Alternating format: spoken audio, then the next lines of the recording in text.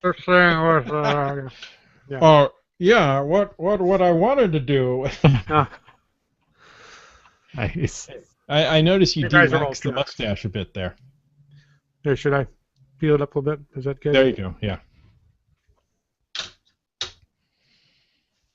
Okay. We are live on the YouTubes. Oh boy, I'm so nervous. I know. I can tell. And like I say, wits end. I'm pointing to you, so obviously you know who I'm talking to. And And everybody listening to the audio podcast can see you pointing. when they don't get this on the audio podcast. This is special just for interwebbers.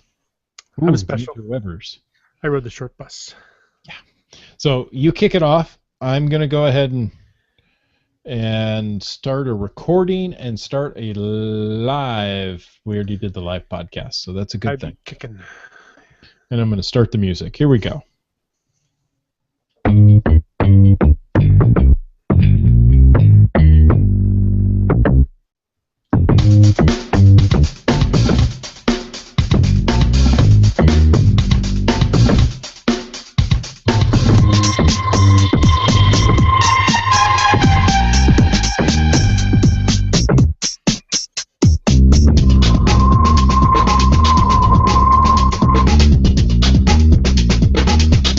Oh, you just don't want the music to end. Hey, but hey, welcome to Caching in the Northwest. This is the only podcast dedicated to geocaching in the Great Pacific Northwest. We're going to talk about caches and caches unique to this little corner of the country. So, fill the car and yourself with fuel.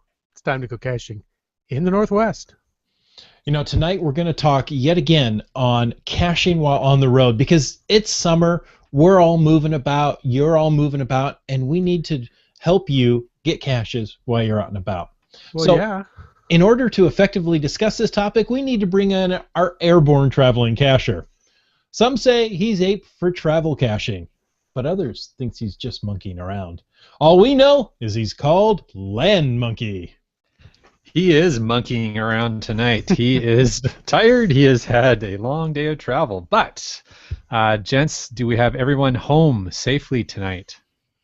I can hardly believe it. After 3 weeks of being on the road in various states in this great country of ours, I'm glad to be back home in my little podcast studio. Yeah, life is a highway, and I want to ride it all night long. But, You should write songs. yeah, before we get riding all night long on this episode, you were going to talk about the little tramway ride to the top of the St. Louis Gateway Arch. It is the gateway to the West.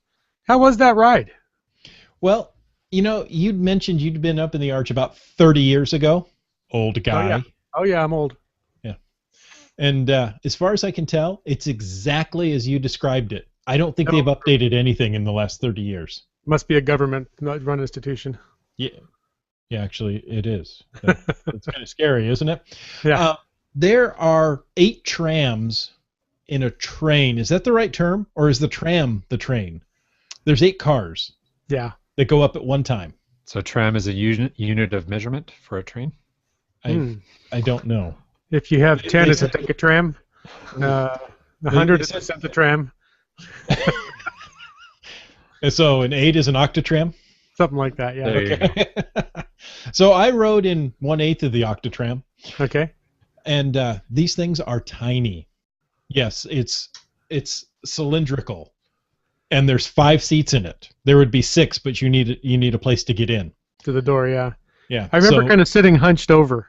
Because you sat next to the door like I did. Yeah. I sat in and hit my head. Ow. Wow.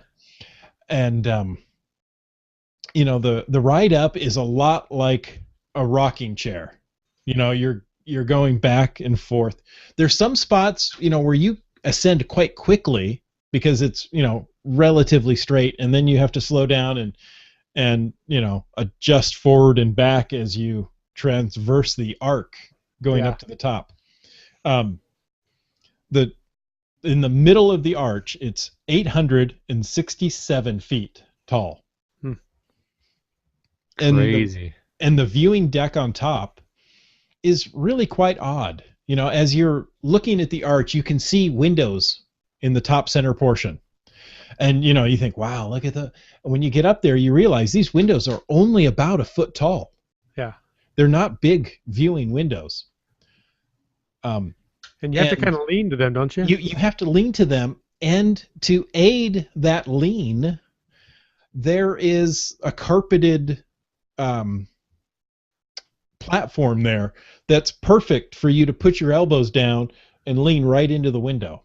Yeah, along with the dead skin cells of several thousand tourists from the day before. Thanks, I got to go shower now.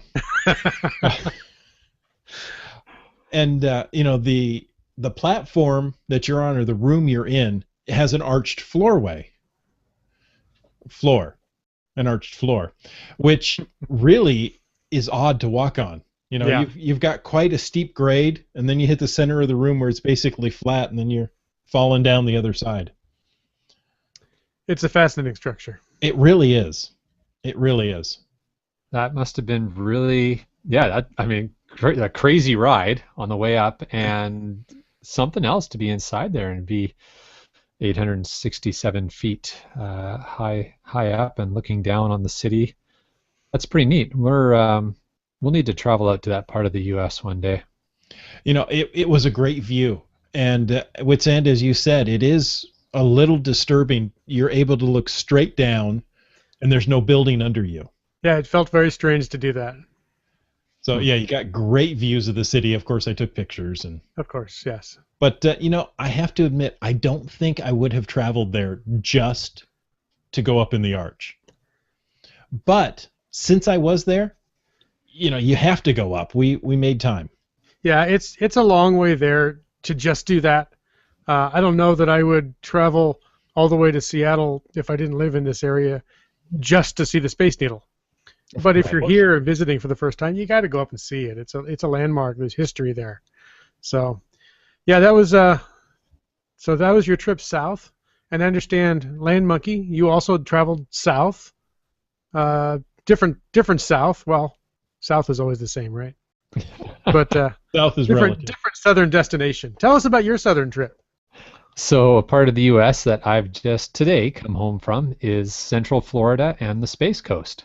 Space Coast. Oh, that's different. Yeah, close. Sweet. Now, while you were out there and traveling, this is the key part, right? Did you find any caches? I did. I managed to pick up some virtuals, 2 webcam caches, and several of my favorites, the Earth caches. All right. Yeah, one in particular brought me to a part of the St. Johns River where I was able to observe a large number of gators in the wild, which was pretty cool. I still love the grandfathered cache types. We can't make them anymore, but they're still a lot of fun. Yeah. So were the gators just like the ones you have there in BC? No, slightly different. The ones we have here in BC are generally found in toy stores and are made of plastic. The ones that I was walking on an elevated boardwalk above, and they were keeping an eye on me, hoping that something would fall in the water. Those were a lot more real and a heck of a lot bigger. Yeah, the ones around here are little embroidered ones on polo shirts. Yes, yes. Nice. Yeah, they're looking for something to fall in, like a toe or a finger or a monkey tail. Mm-hmm. Yes, precisely. Monkey tail. I've got all kinds of monkey tails. We'll cover some of those tonight, I'm sure. And I threw in some monkey chow. It's for the monkeys. Oh boy, movie references already, and we've just started. So, Bad Cop, did you get any Earth caches on your trip? I was lucky enough to get some Earth caches on my trip as well. I was really surprised as we were traveling along. I got a surprise Earth cache at a rest area, and it was very easy to solve.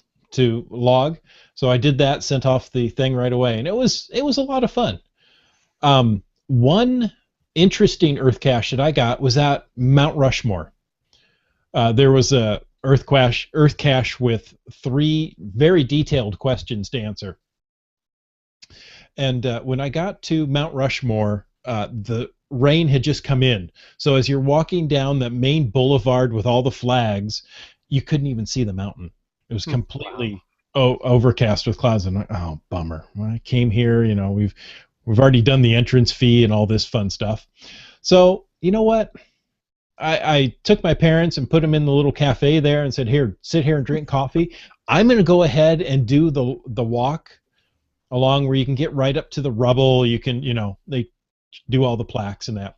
So I walked down there, ended up in the sculptor's studio, or in front of the sculptor's studio. So I started reading the plaques around to see if I could find the answer to these questions. And a man opens up the door and says, "Oh, we're open if you want to come in. I'm just keeping the door closed to keep the rain off the floor." I go, "Rain off the floor?" It was raining. He says, "This is the original wood floor from the 1940s, and I don't want it to get damaged from the rain." So since he invited me, I went ahead and walked in. Would have been rude not to. Exactly. I mean, and I'm not a rude guy, even though I'm known as the bad cop. So, walked in, and he says, "I'm going to have a talk here in about 17 minutes if you want to hang around. But if you want to, if you have any questions, feel free to ask." I was the only one in there. And I go, "Well, now that you mention it, I'm kind of on a scavenger hunt, and I have these 3 questions to ask." He goes, "Well, go ahead." I spent 45 minutes with him. Wow. As nobody else showed up, and at the end of that 45 minutes, a family wandered down. In that time, I learned all the history of Mount Rushmore, learned things that I never would have heard any other way. It was absolutely fabulous. I was so glad I made that walk.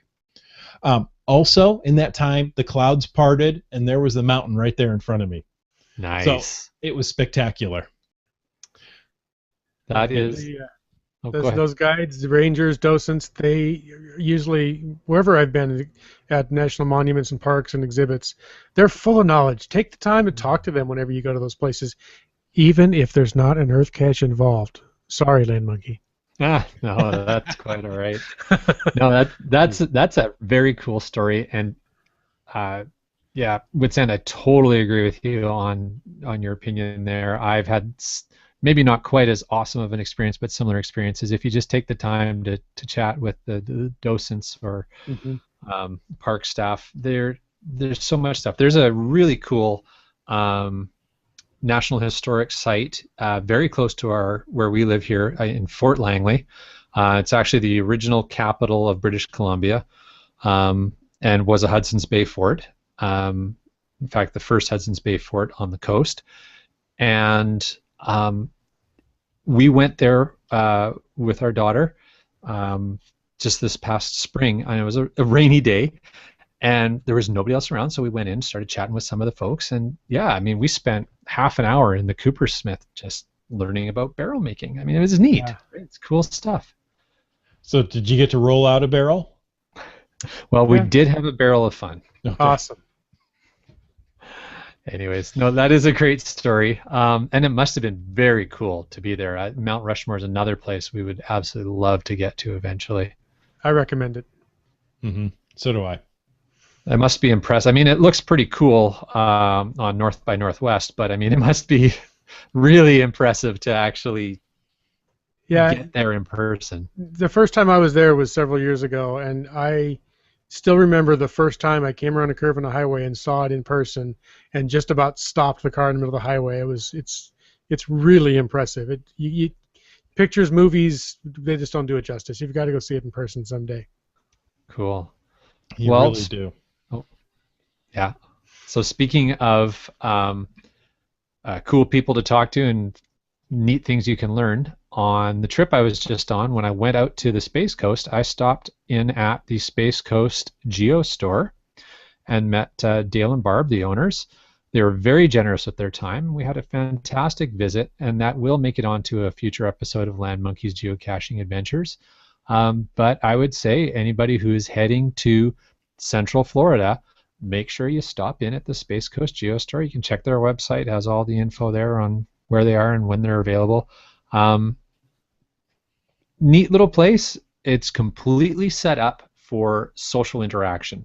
It is a store. You can buy stuff. They've got the storefront aspect set up, but at least half the space, the way it's laid out, is all designed for small meet and greets or social interactions, and they're great people to talk to. Have amazing stories.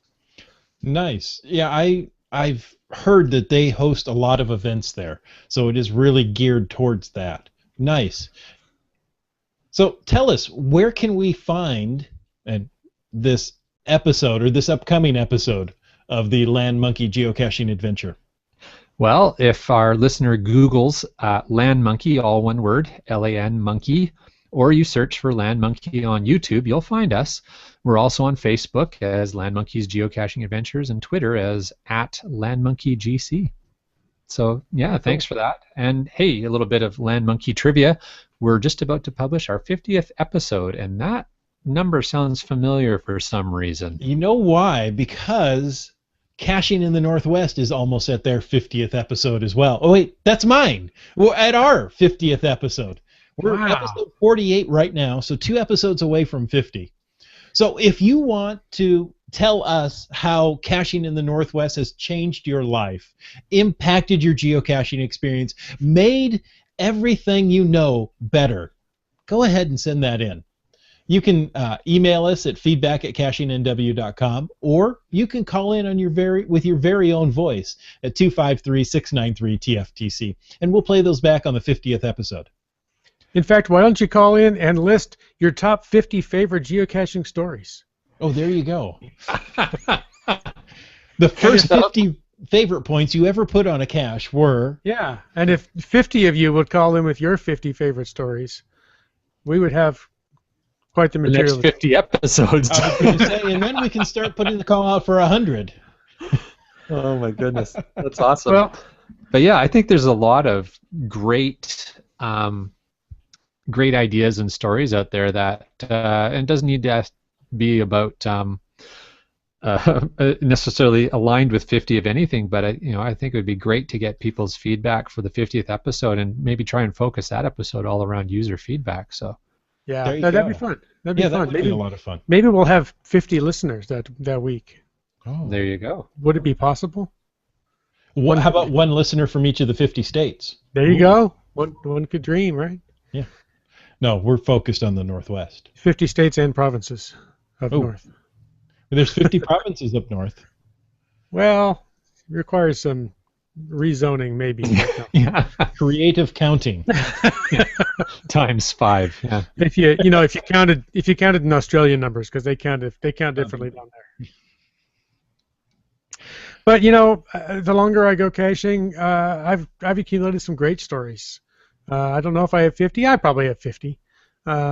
It's fun. You find new stuff, new peoples, new places, and people do caches for all kinds of good reasons. There was a post on Google Plus recently about a cache for a really good reason. This was a really good cause. It was a 2014 walk to defeat ALS, which is also known as Lou Gehrig's disease, by Dudley Grunt. There's a link to the story about on terracaching.com in the show notes.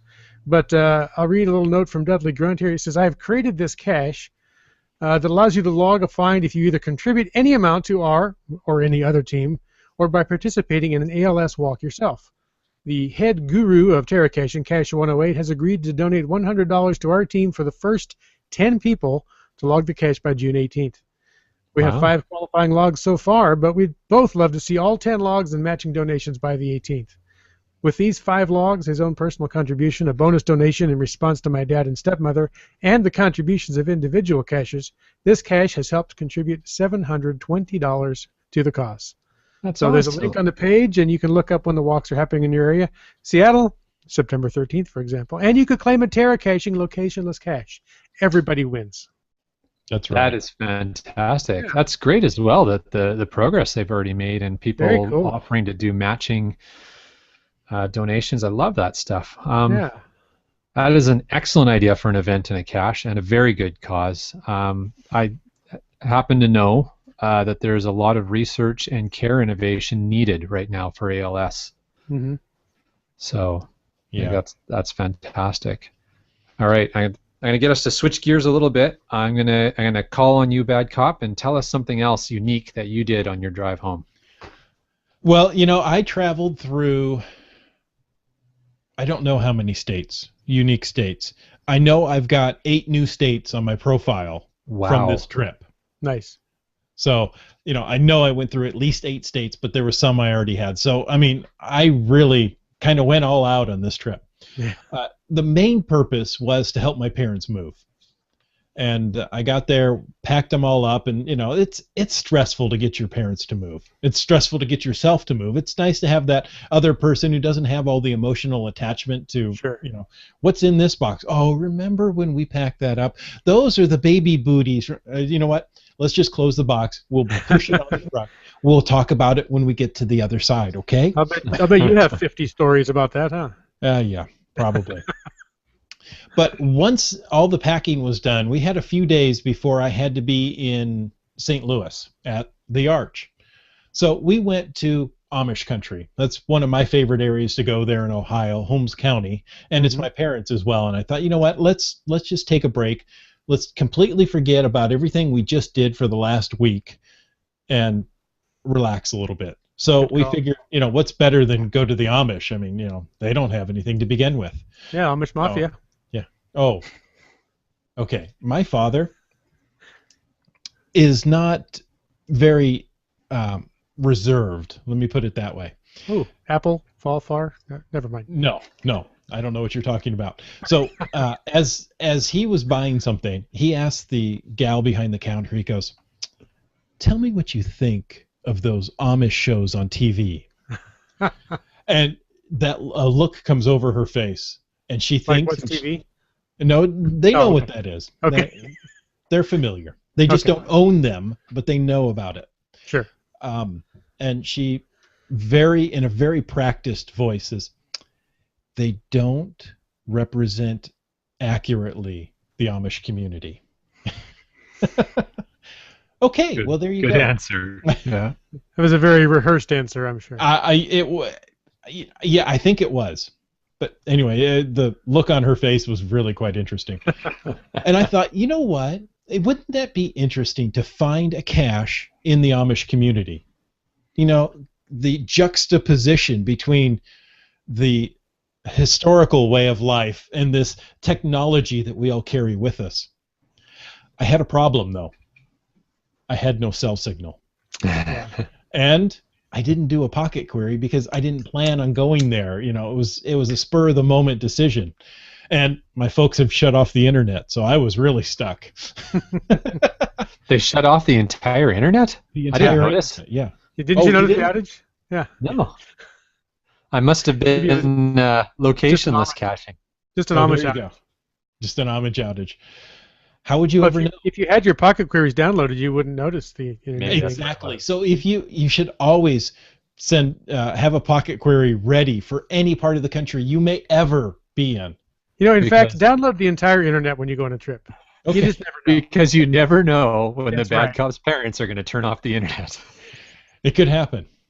I'm so tired. All right. So finding a cache in Amish country, Amish style. They walked to one end of the town. It started to rain, so I walked back, got the car, drove over, and when I parked, I had 1 bar of signal. So the first thing I do is I text Wits End, and I said, "Are there any caches near me? Here's my zip code." And he calls me. I came to the rescue. He came to the rescue. So I found a cache in Amish country in Amish style. Yes. Because I didn't actually use the internet to do it. I did send him the latitude and longitude, and for one, I don't think the one he actually found, I did actually zoom in on Google Maps, and based on the description, the hint, and the Google Maps, I was able to text him. I think it's right behind Piccadilly Circus store. There's a little short 6-foot guardrail in the alley. I could see it on Google Maps Street View. It's like, nice. It's got to be right there. I can just tell from the description. So it was actually kind of fun to participate. As I'm standing, I go, "Wait a minute. Yes, I can see that from here." So That's only one step away from Wits End, from you saying, no, no, no, no, turn to your left, to your left. There you go. You're looking right at it. yeah. And I probably should have, just to be that much creepier. Eagle eye. Yeah. So that was interesting. I have to admit, I've used the geocaching apps quite a bit, but getting just coordinates texted to you, I'm looking at that going, how do I put these in again? Where do I have to be? So on the official geocaching app, you have to be in the map view, even if you don't have data for maps. Then you can hit the 3 dots up top and put in an additional waypoint. Oh, okay, good to know. Oh, is that a new upgrade? That's been around for a few versions now. I don't exactly know when it was introduced, but you can't do it if you're on the compass view or on the listings view. You have to be in the map view of navigate to a geocache. Cool. So there you go. But it took me a minute to get that brain cell to fire up. It was fun to be part of a team almost event. I think you could have claimed the fine. You did as much work as I did. I'll virtually claim it. How about that? Okay, that'll work. It wasn't a virtual cache. And I do have to admit, it was on a guardrail. They claimed it as a guardrail cache, but the guardrail was 4 feet long. right in front of a gas meter. So you wouldn't crash into the gas. But that was funny. It's a guardrail cache? There's no guardrail here. Oh, wait. No, there's one there. It's 4 feet long. Oh. That's where they grow the guardrail crop back there in Amish country. It wasn't ripe yet to ship out to the rest of the world. Exactly. The guardrail seeds were looking pretty good this time. Yeah. The little seedlings. Oh. All right. Yes. While I was in Bozeman, Montana, we spent a night there. Highly suggest Bozeman, Montana. Great hotels, good places to eat. I'm just saying. I look at the brochure racks because this is something I do because, well, I don't have a life. And I saw a brochure for something that made me smile. It was a brochure for Thermopolis, Wyoming. Do you either of you remember Thermopolis? It does sound familiar. Yes. Thermopolis is home of the world's largest mineral hot springs and home of the listener to this show, Smile Makers. Oh, of course. Cool. So I had to bring that up. That is very cool. I've definitely, in my geocaching and hiking experience, seen some decent-sized hot springs. But I think it'd be really interesting to check out Thermopolis if it's world's largest. That sounds very fascinating.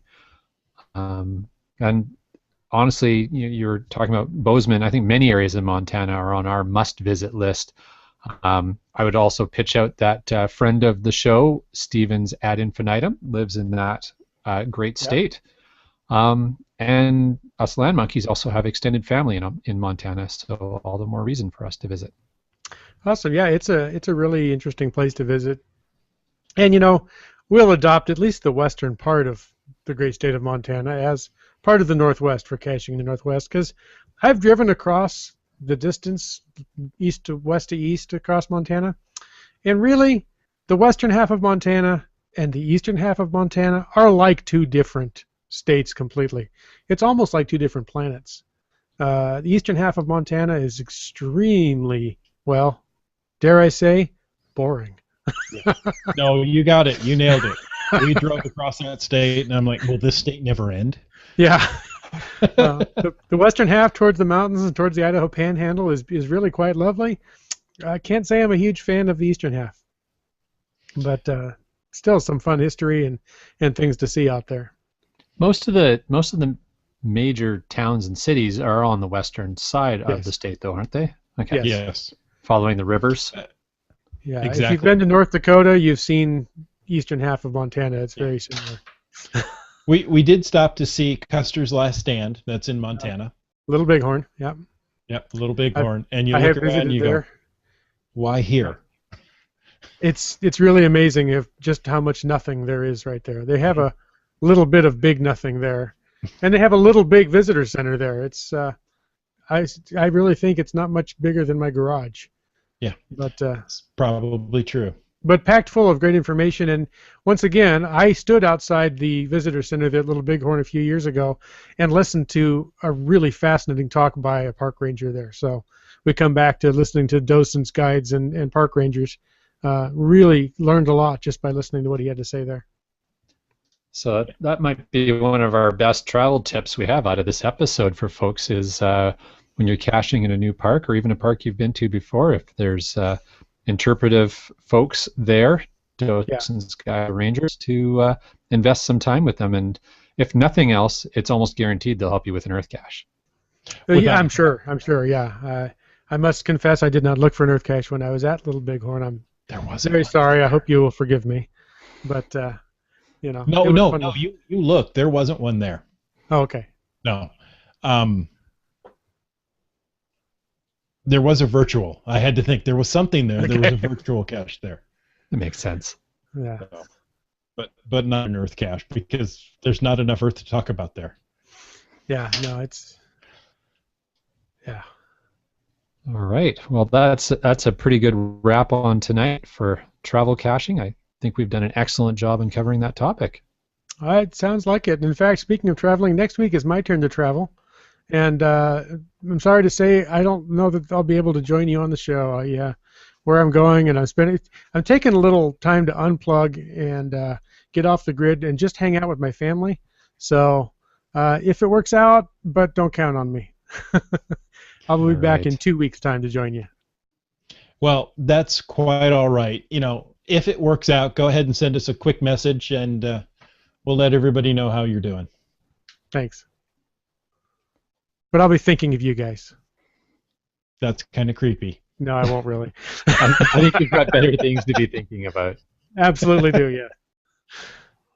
Awesome. Well, with that, I think we'll proceed to thanking all of our listener for taking the time to listen to this episode of Caching in the Northwest. You can be part of the show. Call 253-693-TFTC and leave us a comment, correction, or question any time of the day or night. Of course, you can email us at feedback@cachingnw.com. Visit cachingnw.com for the show notes on this show or more about any other Caching in the Northwest podcasts. Your support helps keep quality shows coming. If you like the show, please click the PayPal button on the website. This show is licensed under the Creative Commons Attribution 3.0 license, copyright 2014. Thanks, folks. Have a good night. Good night, guys.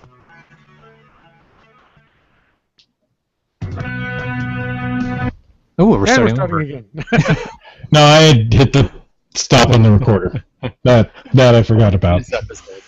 That's how we got to 50 episodes. Yeah, exactly. Wet Coaster said he'd be willing to listen 50 times. Okay, there you go. That's awesome. What support? Exactly. Nice guy, or maybe he's just really bored. He is in Edmonton. There's really nothing to do there, is there? Depends. Geocache. There's always geocaching. I love people from Edmonton. Don't be offended. Okay. I'm an equal opportunity. Sorry, I was just offender. Offender. That's right. I offend everyone equally. Sorry, you were going to say something. So, did you have a chance to use a glimpse on this trip? So it doesn't work on his phone, does it? It doesn't work on the Blackberries. Oh, bummer. Yeah. So okay. I tried because it would have been really super handy, especially when I was. So the conference I was at actually Gartner conference that was in the Gaylord Palms Hotel, which is right between Orlando and Kissimmee. Mm-hmm. And the first caching trip I went on, so the first episode you'll see, I went north to a little town called Winter Garden, which I've heard of Winter Garden. If you're going to Orlando and you've got a day to spare to just maybe do a little shopping or check some restaurants or boutiques or geocaches, tons of geocaches there. or just well, that's where I got a webcam, traditional, and an earth cache, all within 500 meters of each other. Wow. So yeah, Wait, they I have would. meters in the U.S. now? No, I had meters because I had my GPSR. Oh, okay. But I would just, it was just a neat little town. So even if you're not traveling for geocaching, although if you're not, I don't know why you're listening to our podcast, but Winter Garden was just such a cool, and the only reason I went is because I went after the webcam, because they're so rare. Yeah, I like those too. I found myself in this little town. I thought, this is cool. Oh, and it was one of those really cool webcams where you actually can control the camera from your phone. Oh, nice. Oh, nice. So there's another couple who were sitting there. They obviously weren't really aware of the webcam. They were sitting on a bench. And I kind of thought, okay, well, the webcam's currently pointing at the bench, and I don't want to stand in front of these people who are just having a nice little time. Stand behind them.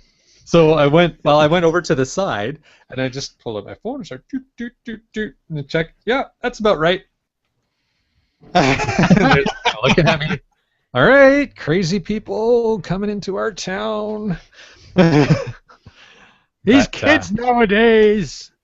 That's right. That was awesome. But yeah, if anybody's going into that area, Orlando area, make a stop at Winter Garden. Beautiful little town. Cool.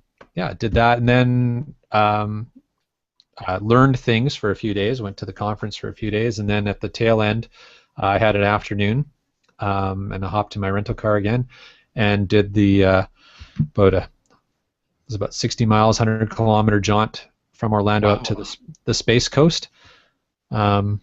There's so many caches. I could have just spent, you can spend weeks picking up caches in the area, but I just really focused on getting a couple of key earth caches I was after, a couple of webcams, some virtuals. Mm-hmm. Some of the, Jim, you say the archived caches, right? Or grandfathered caches. I mean, the ones that you can't really get many anymore. But yeah, and the Space Coast itself was fascinating. I really wanted to go to the Kennedy Space Center, the visitor center. Yeah. But there was a minor work crisis that I was getting phone calls and emails on at that particular time when I was in that neighborhood. So, yes. So I was dealing with those, and I got those all dealt with, and then the skies opened up while I was sitting in the parking lot, and I think we all know how it rains in Florida. It doesn't rain like it rains at home. No. And I thought, I'm getting tight on time. I want to make sure I get to the Geo store, and if I open my door, I'm drenched. So yeah. I know but it's next only year raining for 15 minutes on there. Yeah, theoretically. And next year I'm probably going to be back in the general neighborhood because we want to do Disney World with the kids. So I figured there's always next year. Yeah, the only time I've been in Florida, I had a short trip to Disney World, and it was, if you can believe it, 1987. So it's been a while. And it didn't make it out to the Space Coast. I really wanted to, but I'll have to go back someday. Yep. There you go. The last time I was out there, I don't think geocaching was invented yet. It definitely wasn't in 87. Nope. There wasn't even earth caching. There was earth. Yeah, I was going to say, the earth caches were there. They just weren't defined yet. Yeah, and I had no cache, so. No, there you go. Yeah. It's a different kind of cache. It's the cache that the voice recognition on the phone always says. Yeah. Hey. And at least on that front, I've really gotten to use that. Not much has changed. I still don't have any cache. Oh, sorry. Now you got more responsibilities, though. That's true. Go. Yeah. Bigger debt, bigger bills. Wet Coaster says all there's to do up in Edmonton is to geocache Muncie and Ingress. No wonder he's so good at it. It's all he has to do. Lots of practice. All right, you guys. The Sandman is beating me in the back of my head, and I'm about to go unconscious. So. Yeah, you look pretty tired there, buddy. Yeah, you're pretty beat. You did a great job tonight. Thanks. Yeah. Thank you, guys. So, Jay, it'll just be you and me tomorrow, or next week. Next week. Tomorrow? Tomorrow. What? Didn't you get the memo? All right. We're pushing to have that 50th episode on the weekend. Jim, have yourself and your family an awesome vacation. Thanks.